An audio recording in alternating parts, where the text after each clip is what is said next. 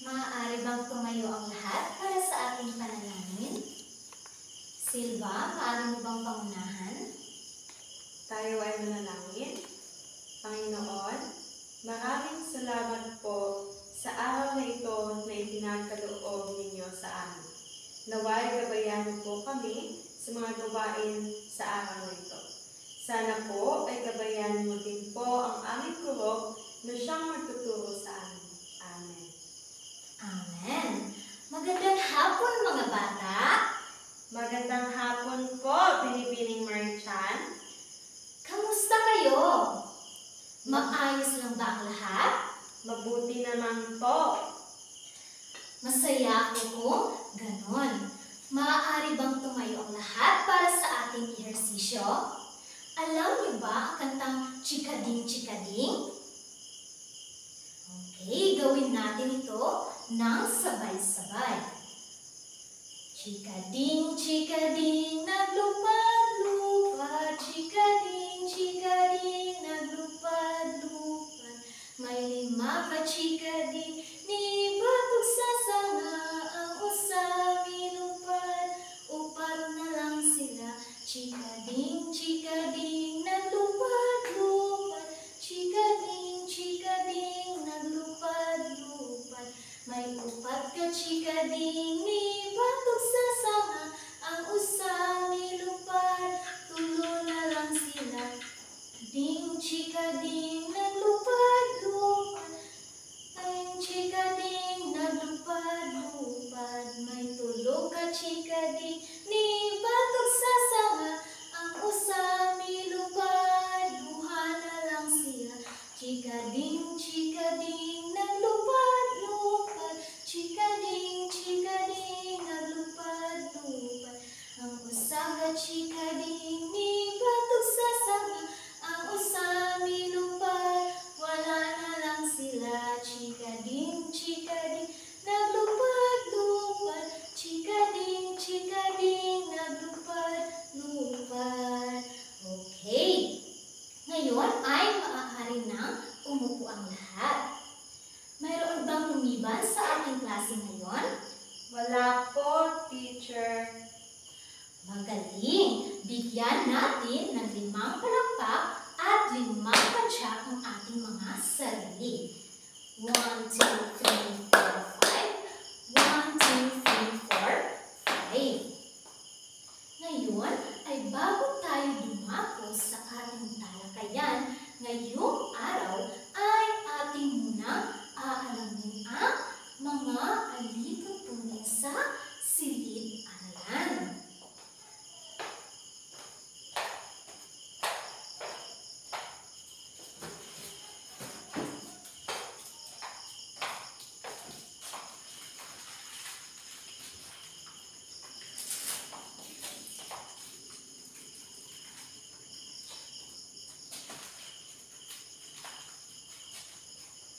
Narito ang ating mga alipin-tungin. Una ay ang makinig ng mabuti. Kung nagsasalita ang guro dito sa harapan, ay kinakailangan na kayong lahat ay makinig upang upang makaintindi sa ating leksyon. At ang ikalawa ay ang magtaas ng kamay bago magsalita o magtanong. Kung mayroon kayong mga klarifikasyon o mga tanong, ay kinakailangan na itaas ang inyong mga kamay. Naiintindihan ba? Opo. Okay, magaling. At ang ikatlo ay gumamit ng mga magagalang na salita. Ano nga ba ang mga magagalang na salita? Iyon ay ang mga salitang opo at saka o. Naiintindihan ba? Magaling. At ang ika-4 ay panatilihing malinis ang silid-aralan upang maging komportable kayo sa pagka-class or para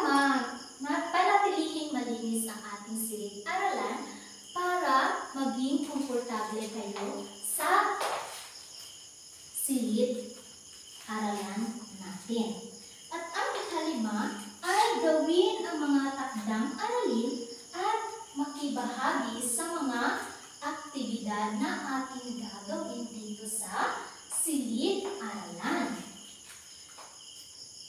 Ano nga ulit ang mga alituntunin? Ating mga alituntunin. Una ay makinig ng mabuti. Ikalawa, magtaas ng kamay bago magsalita o magtanong. At ang ikatlo ay gumamit ng magagalang na salita tulad na lamang ng po at opo. At ang ikaapat ay panatilihing malinis ang silid-aralan. At ang ikalima ay gawin ang mga takdang aralin at makibahagi. Naiintindihan ba? Ngayon ay bago natin umpisahan ang bagong paksa ay mabalik-aral muna tayo. O Binita, ano ang paksang huli nating tinalakay? Maaari ka bang tumayo? Mitolohiya po, teacher. Magaling! Yun ay ang mitolohiya. Ngayon, Shane, ay maaari mo bang ano nga ba ang ibig sabihin ng mitolohiya? Ang mitolohiya po ay nangangahulugang kalipunan ng mga kwento o paniniwala tungkol sa mga Diyos, Diyosa, bayani, at mga nilalang na karaniwang may kaugnayan sa kultura, relihiyon, o kasaysayan ng isang pangkat ng tao. Magaling! Ang mitolohiya ay nangangahulugang kalipunan ng mga kwento o paniniwala tungkol sa mga Diyos, Diyosa, at bayani at mga nilalang na karaniwang may kaugnayan sa Kultura, relihiyon, at kasaysayan. kasaysayan. Magaling! Ngayon ay mayroon ako sa inyong katanungan. Ano ang paborito niyong kanta ng inyong lola o mga magulang? O Binita, maaari ka bang magbigay? Ele-ele po, teacher. Magaling! Shane, meron ka ba? Bahay kubo po, teacher. Magaling! Yun ay ang mga halimbawa ng mga awiting bayan. Ngayon ay ating kakantahin ang Bahay Kubo ng sabay-sabay. 1, 2, 3, go! Bahay kubo, kahit munti, ang halaman doon ay sari-sari, singkamas at talong, sigarilyas at mani, sitaw, pataw, patani, pundoy, patula, upot, kalabasa, at saka mayroon pa labanos, mustasa, sibuyas, kamatis, bawang at luya. Sa paligid ay mananglinga. Okay, ngayon ay mayroon akong mga katanungan base sa kantang Bahay Kubo. Una na nito ay, masaya ka ba kapag naririnig mo ang kantang ito? Silva, Masaya po. bakit? Dahil naaalala ko po ang mga paboritong kanta na kinakanta ng mga lola ko po. Magaling! Ang iyong sagot ay tama. Ang ikalawang tanong ay, may parte ba sa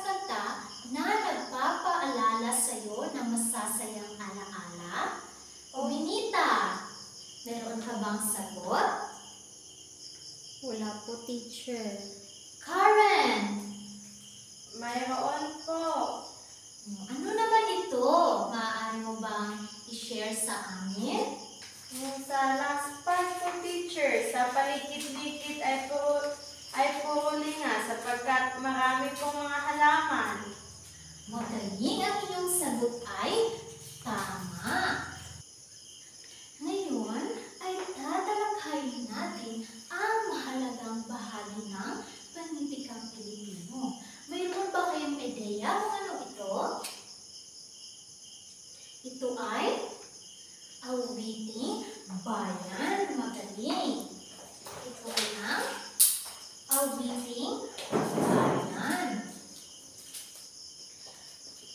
Pero bago natin tatalakayin ito, ay atin munang aalamin kung ano nga ba ang ating mga layunin ngayong araw. Una nito ay nagpapakita ng pagmamahal, respeto, at pagpapahalaga sa kultura at tradisyon ng Pilipinas sa pamamagitan ng pagiging aktibo at positibo sa pag-aaral at pag-aawit ng awiting bayan. Naiintindihan ba? Opo. Magaling. At ang ikaliwa ay nag-iisa-isa ang mga katangian ng awiting bayan. At ang ikatatlo ay nakalilikha ng sariling bersyon ng awiting bayan na nagpapakita ng pagkamalikhain. Ano nga ulit yun? Ang ating mga layunin? Pakibasa. Shane. Nagpapakita ng pagmamahal, respeto, at pagpapahalaga sa kultura at tradisyon ng Pilipinas sa pamamagitan ng pagiging aktibo at positibo sa pag-aaral at pag-awit ng mga awiting bayan na iisa-isa ang mga katangian ng awiting bayan at nakakalikha ng sariling bersyon ng awiting bayan na nagpapakita ng pagkamalikhain. Magaling. Ito ang inaasahan natin mangyari pagkatapos ng ating eleksyon. Ngayon ay ating tatalakayin kung ano nga ba ang awiting bayan. Meron ba kayong ideya kung ano ito? Wala po, teacher. Wala. O Binita, maaari mo bang basahin kung ano ang ibig sabihin ng awiting bayan? Awiting bayan. Isang uri ng tradisyonal na awitin ng mga Pilipino na naipasa mula sa henerasyon. Karaniwang walang tiyak na may akda at nagpapahayag ng kultura, pamumuhay, at damdamin ng mamamayan. Ang awiting bayan ay isang tradisyonal na awitin ng mga Pilipino o Binita na naipasa mula sa henerasyon sa henerasyon. Ito ay, o Binita, makikinig ka ba? Opo, teacher. Nagpapahayag ito ng kultura. Ito ay karaniwang walang tiyak na may akda at nagpapahayag ng kultura, pamumuhay, at damdamin ng mamamayan. Ang awiting bayan ay isang mahalagang bahagi ng tradisyonal na panitikan at musika ng Pilipinas. Ano nga ulit ito? Bahagi ng tradisyonal na panitikan. Ito ay ang mga awit na ipinapasa mula sa henerasyon patungo sa sumusunod sa pamamagitan ng pasalindilang tradisyon. Kaya madalas ay hindi matukoy ang orihinal na may akda.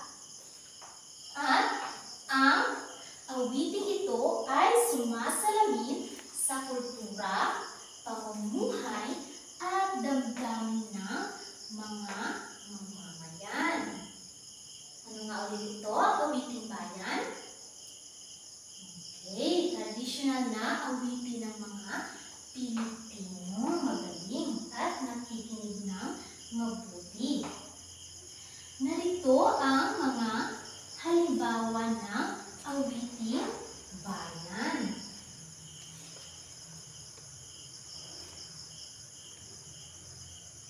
Shane, baharap dito, Shane. Wala na. Sir, takas cellphone ako. Ay, sa lang po ito.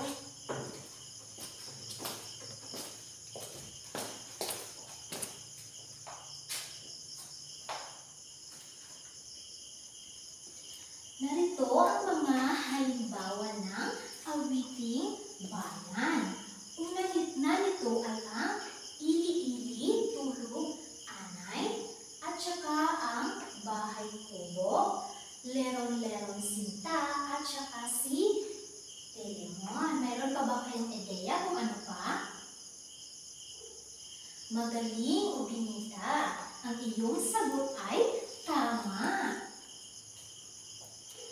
Narito ang mga katangian ng awiting bayan.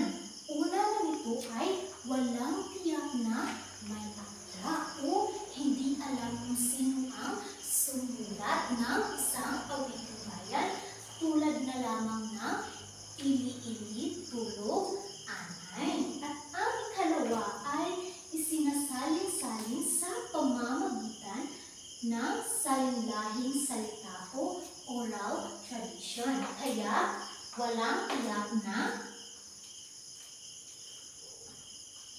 At ang ikatatlo ay may simpleng tono lamang at salitang madaling tandaan ng mga mag-aawit ng awiting bayan.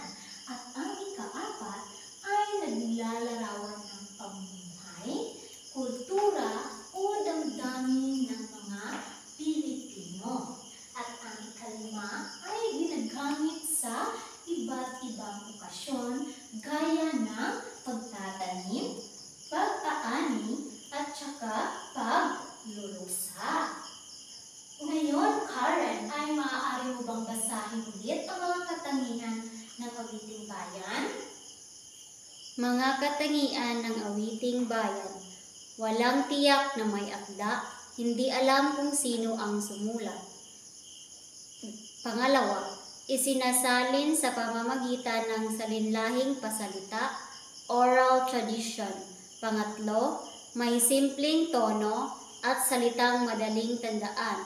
Pang-apat, naglalarawan ng pamumuhay, kultura o damdamin ng mga Pilipino. At ang panglima, ginagamit sa iba't ibang okasyon gaya ng pagtatanim, pag-aani, at pagluluksa. Okay, magaling. Naiintindihan ba mga bata? Opo. Meron ba kayong mga klarifikasyon o mga katanungan? Wala na po. Okay, ngayon ay dumako na tayo ngayon sa pangkatang gawain. At igugrupo kayo sa dalawang grupo.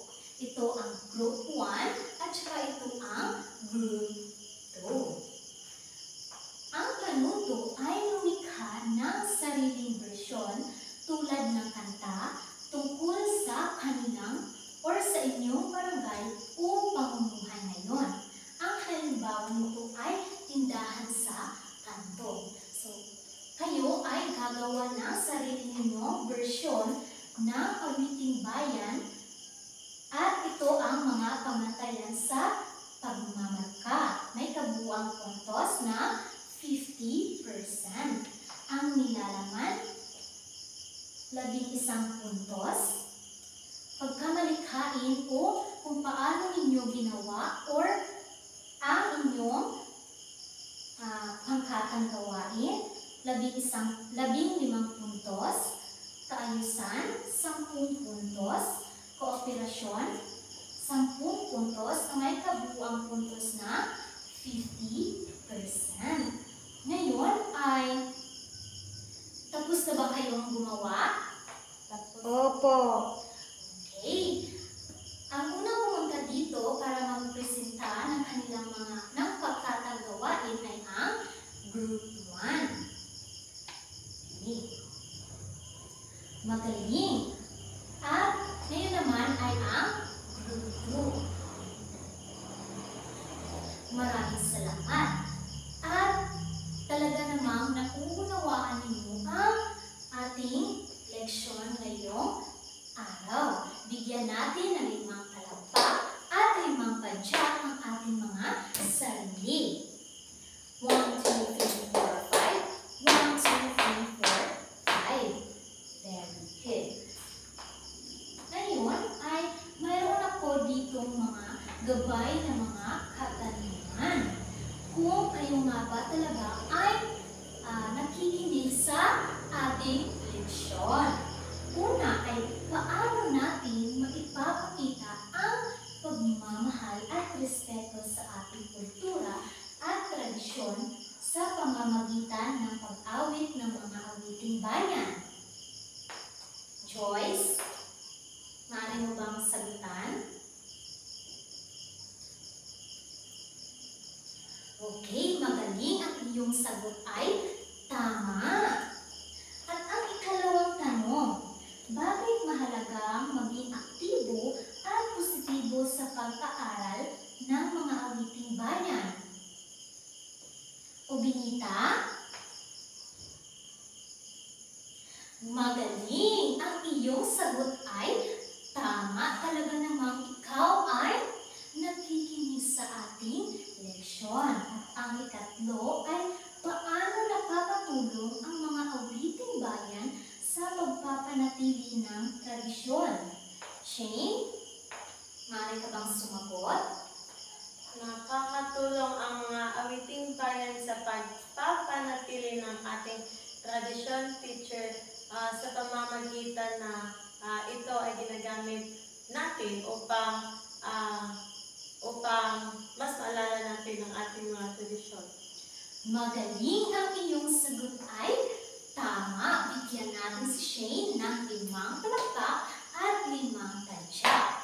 1, 2, 3, 4, 5. 1, 2, 3, 4, 5. Para sa ating pagtataya, panuto, basahin ang bawat tanong at piliin ang titik ng tamang sagot.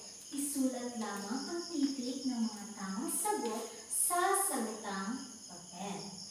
Unang tanong, alin sa mga sumusunod ang katangian ng awiting bayan? A. May tiyak na linakda. B. Karaniwang may masalimuot na himig. C. Isinasalin mula henerasyon sa pamamagitan ng pasalita. D. Ginagamit lamang sa lungsod. Ikalawang tanong, ano ang dahilan kung bakit madaling tandaan ang mga awiting bayan? A. Maikli ang lerko. B. Gumagamit ito ng makabagong salita. C. May simpleng tono at madaling salitang ginagamit. At D. Ay palaging sinasayaw. Ikatlong tanong, paano naipapasa ang awiting bayan sa mga susunod na henerasyon? A. Sa pamamagitan ng libro. B. Sa pamamagitan ng salinlahing salita. C. Sa pamamagitan ng social media. D. Sa pamamagitan ng liham. Pang-apat na katanungan, alin sa mga sumusunod ang hindi kabilang sa mga katangian ng awiting bayan? A. May malalim na simbolismo. B. Walang tiyak na may akda. C. Nagpapahayag ng damdamin at kultura. D. Madaling tandaan ang liriko. At ang ikalima ay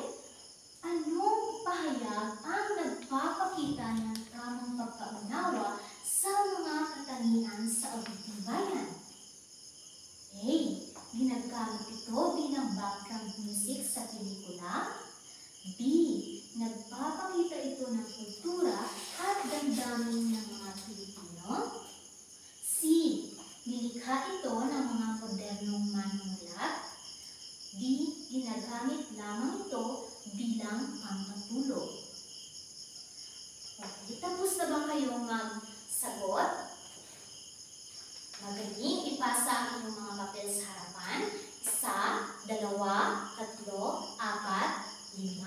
At ako na ang mag-check ng inyong sagot. Para sa ating takdang aralin ay isulat niyo ito sa inyong kwaderno. Mag-interview sa magulang o lola at lola at itanong kung ano ang awiting bayan na paborito nila. Isulat ang pangkat at tungkol saan ito.